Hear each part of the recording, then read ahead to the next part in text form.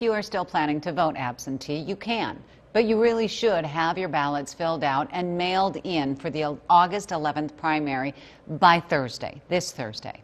Election integrity is a major concern among voters, especially with so many people voting from home amidst this pandemic, which was the basis for my interview earlier today with an Olmsted County election official. Mark Krupski is the Director of Property Records and Licensing for Olmsted County. And Mark, we're talking about the new pop-up voting location. This is new for 2020. We know that we were able to get a tour with one of our reporters, but I want to talk a little bit more in depth about this location. Voter integrity is so very, very important. People want to make sure that whether they show up in person or they request something for mail-in, whether it's absentee or mail-in ballot, that voter integrity is going to be very secure. Absolutely. Well, we'll start with the pop-up. That pop-up in our other location, our regular location out at the campus, they're both very secure. All the ballots are locked up at night. We have a secure room that's card key access.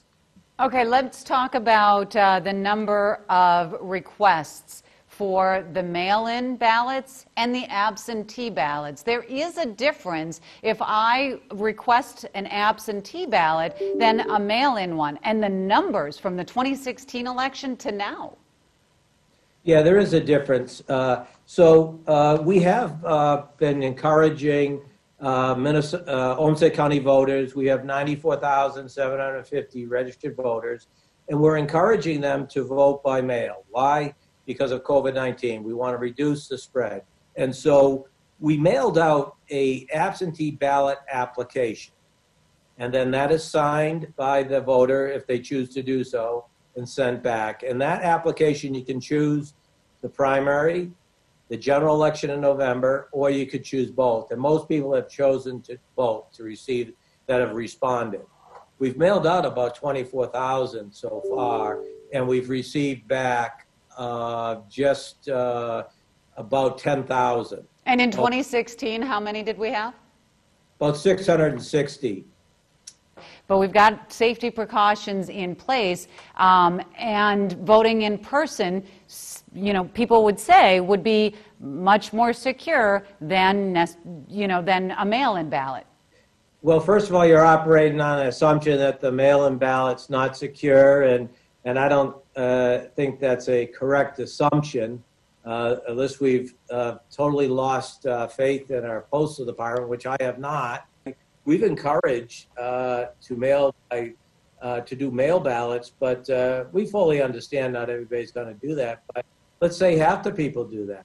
Well, then that's half the people that we don't have to have exposed to each other. So to me, that's a win as far as public health and safety goes. I am certainly not assuming that there is anything wrong with the mail-in system by any means, and I'm not suggesting that either. But there has been so much talk about voter fraud. There has been so much in the news about potential for wrongdoing, whether it's in this state or across the country. And so when I go to an in-person polling place where I can cast my ballot and then it goes through that machine, that is less hands for it to go through than if I were to mail in my ballot.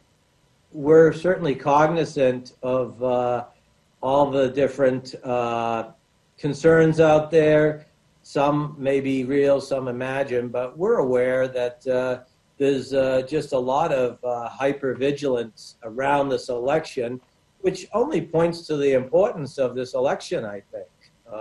It's a presidential election, among other offices, and usually presidential elections get a higher voter turnout than we would say in the off years. Answer me this, where are we at with election judges? We're expecting that we won't get a lot of the retirees and a lot of the people in the most vulnerable age populations for COVID. So, but I've talked to the city of Rochester. They have the most precincts, and they have enough election judges, they've assured us.